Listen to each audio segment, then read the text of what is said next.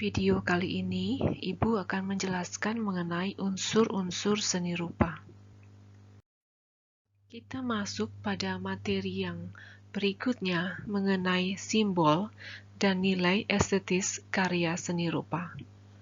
Seperti kalian ketahui, pengalaman pribadi, lingkungan, dan budaya di mana seseorang tinggal dapat menyebabkan nilai estetis sebuah karya seni rupa berbeda antara satu orang dengan orang yang lainnya. Nilai estetis ini identik dengan keindahan dan keunikan sebuah karya seni rupa.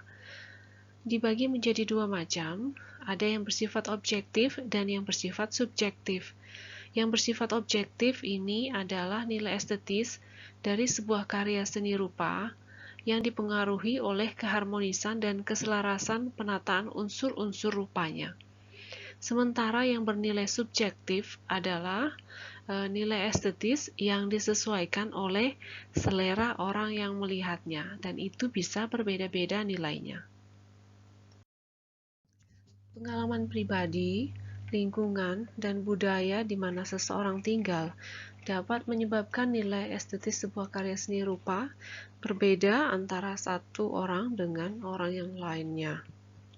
Sebuah karya seni rupa menjadi indah dan unik karena kemampuan perupanya dalam memilih dan memvisualisasikan objek pada bidang garapannya melalui pengolahan unsur-unsur rupa.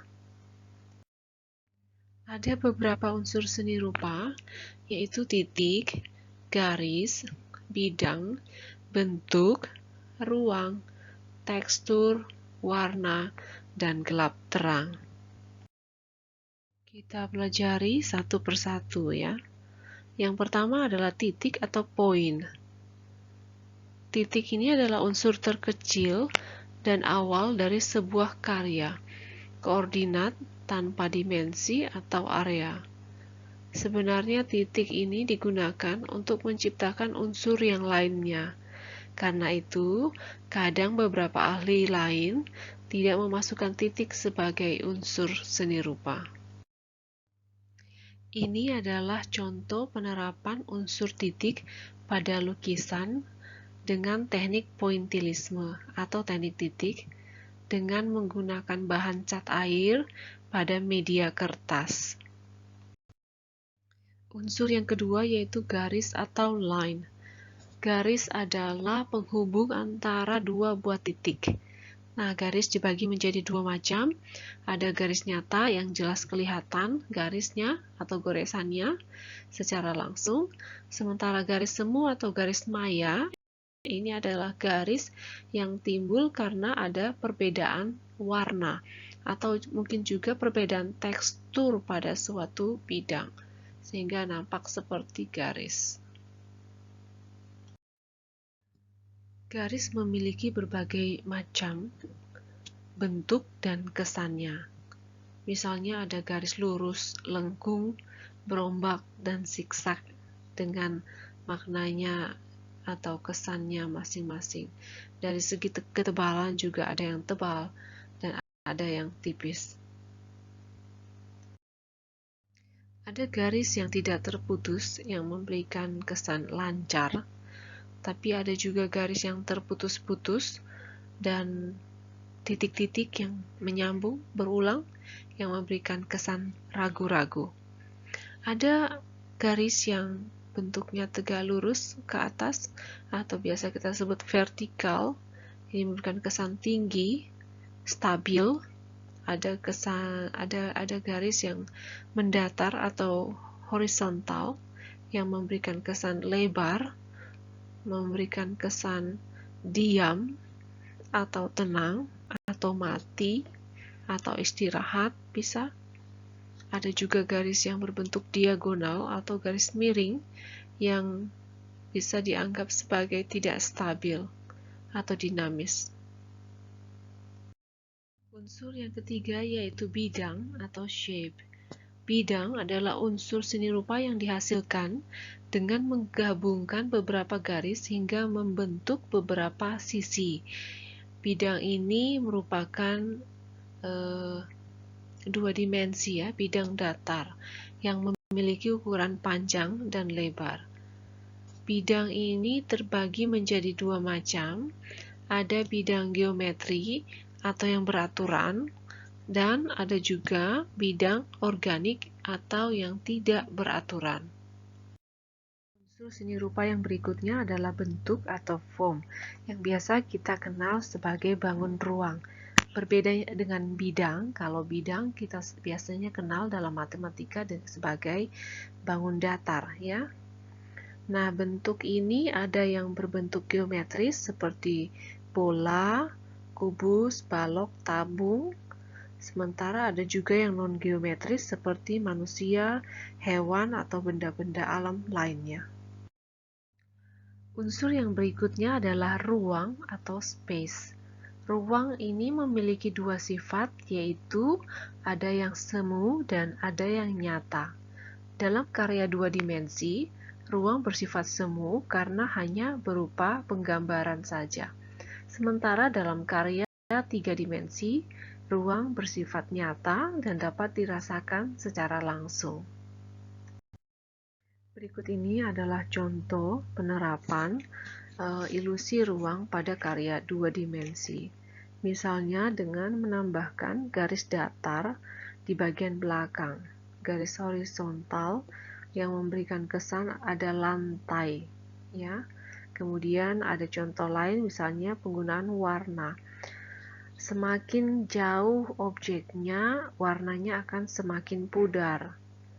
Atau penggunaan teknik perspektif, di mana semakin jauh sisinya akan kelihatan semakin kecil, sementara yang semakin dekat dengan pengamat akan nampak lebih besar. Unsur yang berikutnya yaitu tekstur. Tekstur di sini adalah nilai raba dari sebuah permukaan. Misalnya ada yang kasar, ada yang halus, ada yang licin, dan sebagainya. Tekstur bisa dibagi menjadi dua macam. Ada tekstur semu atau maya, dan ada tekstur nyata. Tekstur semu ini yang berbeda kesannya waktu dilihat dan diraba. Mungkin kelihatannya kasar, tetapi waktu dipegang ternyata halus. Itu karena dia hanya sebuah gambar misalnya ya. Sementara tekstur nyata ini yang memberikan kesan sama antara waktu dilihat dan waktu diraba. Misalnya seperti kulit pohon. Waktu kita lihat kulit pohon kasar, waktu kita pegang memang kasar. Seperti itu. Unsur yang berikutnya yaitu warna atau colors. Dalam teori warna seni rupa dikenal sebuah lingkaran warna yang terdiri dari warna primer, yaitu warna dasar atau warna pokok. Disebut seperti itu karena warna ini tidak bisa diperoleh dari mencampur warna lain. Ini warna yang wajib ada. Warna itu apa saja? Ada warna merah, kuning, dan biru. Tiga warna ini adalah warna primer. Dia membentuk segitiga sama sisi di dalam sebuah lingkaran warna. Berikutnya ada warna sekunder yang merupakan campuran dari dua warna primer yang sama banyak. Misalnya, merah ditambah kuning akan menghasilkan warna jingga. Kuning ditambah biru akan menghasilkan warna hijau. Biru dicampur merah sama banyak akan menghasilkan warna ungu. Berikut pada warna tersier. Tersier adalah campuran antara warna primer dengan warna sekunder yang sama banyak. Misalnya merah dicampur jingga akan menghasilkan jingga kemerahan. Jingga dicampur kuning akan menghasilkan jingga kekuningan. Kuning dicampur hijau akan menghasilkan hijau kekuningan.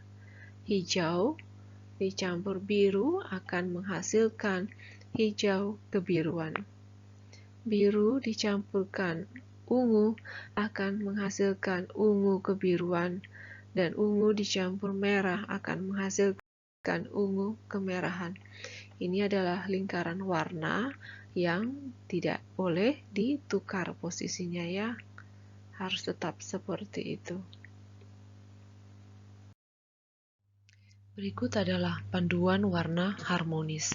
Yang pertama, value warna atau gelap terang sebuah warna. Misalnya pada warna biru, kalian bisa membuat dia lebih terang atau semakin gelap. Caranya dengan menambahkan putih atau menambahkan hitam. Jika kalian ingin membuatnya lebih terang, maka tambahkan putih.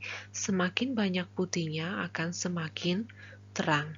Atau sebaliknya, kalian tambahkan hitam, semakin banyak hitamnya, dia akan semakin gelap. Yang berikutnya ada warna monokromatik. Warna monokromatik ini adalah satu warna yang bertingkat. Misalnya warna biru, tapi dengan tingkatan gelap terang yang berbeda. Berikutnya ada warna analogus. Ini merupakan deretan warna yang letaknya berdampingan dalam lingkaran warna. Di sini contohnya ada merah, ungu kemerahan, ungu, dan ungu kebiruan. Berikutnya warna harmonis lainnya adalah warna komplementer atau warna kontras. Di dalam lingkaran warna, dia adalah warna yang saling bertolak belakang. Misalnya, biru dan jingga saling bertolak belakang dalam sebuah lingkaran warna. Atau kuning dan ungu, atau merah dan hijau. Itu adalah pasangan warna komplementer. Selanjutnya ada split komplementer.